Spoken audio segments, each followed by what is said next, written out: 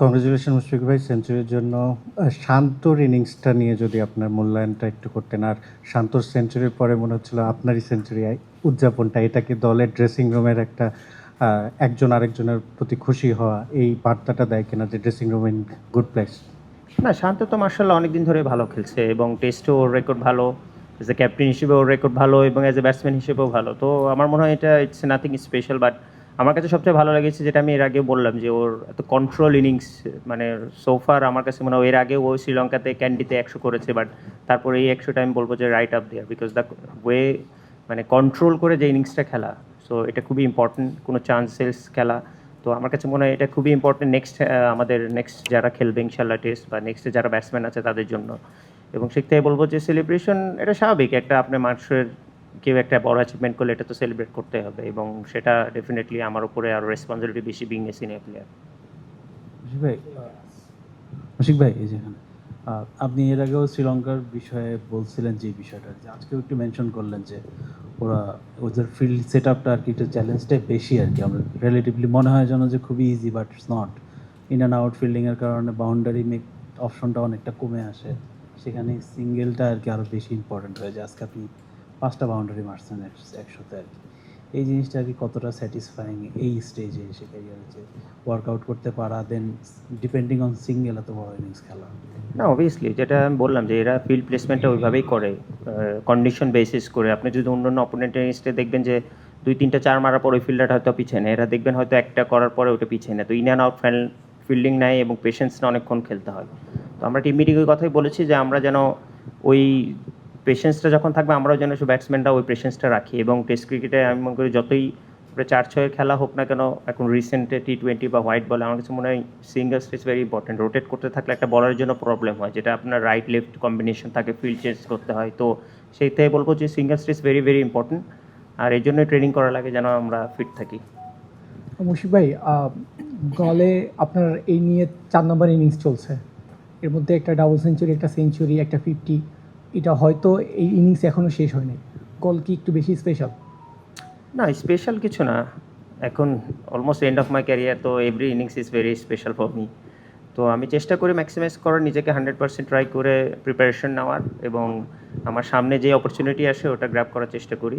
তো অনেক সময় হয়, অনেক সময় হয় না। বাট যেটা আমি বললাম যে গল স্পেশাল বলতে স্বাভাবিক, একটা বিং এ প্লেয়ার, এখানে আপনি যখন বাংলাদেশের হয়ে প্রথম ডাবল সেঞ্চুরি করবেন, এটা অলওয়েজ স্পেশাল। কারণ আমাদের একটা জেনারেশনকে তো অবশ্যই স্টেপ বাই স্টেপ উপরে নিয়ে যেতে হবে, এবং তারা ওটার পরে নিশ্চয়ই আমি মনে করি বিলিভ করতে পেরেছে যে হ্যাঁ, এরপরও টেস্টে 200 করা যায়। তো ডেফিনেটলি এখন 250 অনেকে কেউ করবে বা 300 করবে, সো দ্যাট আমরা যেন এইভাবে স্টেপ বাই স্টেপ উপরে উঠতে পারি। তো বিং এ সিনিয়র প্লেয়ার, এটা সামনে থেকে নেতৃত্ব দেওয়াটা খুব ইম্পর্টেন্ট। মুশিক, অভিনন্দন। ফার্স্ট অফ অল, যে মানে গল যেহেতু আপনার একটা প্রিয় জায়গা এবং ভালো ভালো ইনিংস আপনি খেলেছেন এর আগে 3-4টা, তো আরেকটা 200 কি আপনি, যদিও আসলে টিমের ইয়েটাই আগে দেখবেন, বাট আরেকটা 200-এর দিকে কি আপনি তাকিয়ে আছেন কিনা?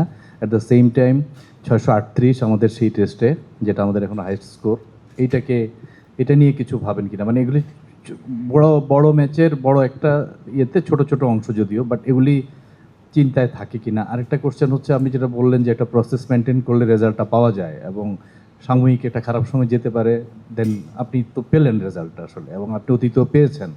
তো আমরা কি এটাকে একটা নতুন স্টার্ট বলতে পারি না? না, গল দেখেন, আপনি যদি খেয়াল করে দেখেন 200 তো আসলে এটা আট রান অনেক। এরকম করে কোনো ম্যাচে আমি মনে করি কোনো ব্যাটসম্যানই চিন্তা করে না যে এই ম্যাচে আমি 100 করবো বা 200। প্রথমেই থাকে যে মেক্সিও যখনই অপরচুনিটি থাকবে উইকেটে গিয়ে যেন বড় পার্টনারশিপ করতে পারে টিমের জন্য, সেটা প্রথমে 20 রান, তারপর 50, তারপর 100, 150, 200 এইভাবে।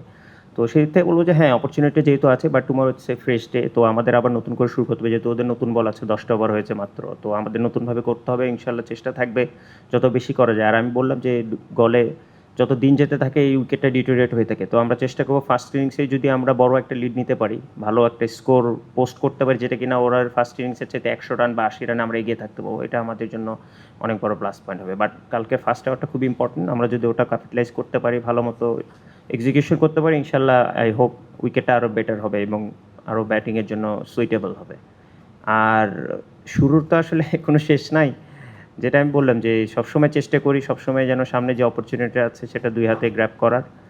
আর আমার একটা জিনিস সবসময় আমি বিলিভ করি যে ভালোর কোনো শেষ নেই। আপনি যদি 100 কেন, আপনি যদি 150, 200 এবং 250 এবং 300 করেন, ইভেন যদি 350 করে নট আউট থাকেন, হোয়াই নট। তো আমি মনে করি ভালোর কোনো শেষ নেই, বাট ওটার উপরে কষ্ট করে যেতে হয় এবং প্রসেসটা মেনটেন করতে হয়। তো এবং শুধু আমি না, আমি মনে করি আমাদের টিমের সবাই সেটা ফলো করার চেষ্টা করে। মুশফিক ভাই, অভিনন্দন আপনাকে। যে একটা ইতিবাচক স্টার্ট হলো এই টেস্টে, আসলে আমরা কি ইতিবাচক একটা ফলাফলের দিকে প্রত্যাশা করতে পারি কিনা? না, আমার মনে হয় এটা very early to say, but এটা বলতে পারেন যে স্বাভাবিক আমাদের রিসেন্ট সব দিক থেকেই পারফরমেন্সটা একটু ডিফিকাল্ট টাইম যাচ্ছিল আমাদের, কারণ আমাদের বাংলাদেশ টিম যতটা ক্যাপাবল, যতটা ক্যালিবার আছে সেভাবে হয়তো বা তারা এক্সিকিউশন করতে পারছিল না ডিফারেন্ট ফরম্যাটে। ইভেন আমরা টেস্টেও লাস্টে কোয়ার্টারে ভালো খেলতে পারিনি, বাট এটা আমাদের একটা চ্যালেঞ্জ ছিল যেন আমরা ভালো একটা যে কন্ডিশনই হোক, মানে আমরা যেন ভালো স্টার্ট করি, সেটা যেন লং করতে পারি, মেক শিওর। তো সেই দিক থেকে বলবো যে ফার্স্ট ডেটা ডেফিনেটলি আমাদের এমন চিন্তা থাকবে কালকে যেন ইনশাল্লাহ আমাদের দিনটা এটাও করতে পারি, 3টা সেশন থাকে মিনিমাম, যেন আমরা 2টা সেশন দিতে পারি, তাহলে এই গেমে আমরা অনেক দূর এগিয়ে যাবো ইনশাল্লাহ। মুশফিক ভাই অভিনন্দন। এক যোগ পরে আপনার এখানে আরেকটা সেঞ্চুরি, এটা শেষ হয়নি, হয়তো আরও বড় হবে আমরা আশা করি। দুইটা ইনিংস, সেই 12 বছর আগের ইনিংস আর এখন ইনিংসের আসলে পার্থক্যটা কি? আরেকটা জিনিস হচ্ছে, ওইবার হচ্ছে আশরাফুল ভাই তার ডাবল সেঞ্চুরিটা মিস করেছিলেন, আপনি কি শান্ত ভাইয়ের কাছ থেকে ডাবল সেঞ্চুরি আশা করেন কি নেই? না, অবশ্যই পার্থক্য বলতে কিছু না। আমি মনে করি যে ওইটাও আমরা খুব ভালো একটা, যদিও ওটা সেকেন্ড ইনিংস ছিল, তারা অলমোস্ট 5.5 কি 600 রানের একটা স্কোর পোস্ট করেছিল, তো তারপরে গিয়ে ব্যাটিং করা ওটা একটু ডিফিকাল্ট কন্ডিশন ছিল টু বি অনেস্ট। আর এই দিক থেকে বলবো যে আমরা এটা খুবই লাকি যে এত ভালো উইকেটে আমরা টসে জিতেছি এবং ভালো ব্যাটিং করার সুযোগ পেয়েছি, কন্ডিশনটা সবচেয়ে বেস্ট এখন। তো সেই থেকে বলবো যে অবশ্যই, বাট তারপরও আপনাকে প্রতিটা বল ওইভাবে করেই মনোযোগ দিয়ে খেলতে হয় এবং যত্ন নিয়ে খেলতে হয়, নাহলে আসলে test cricket is very difficult.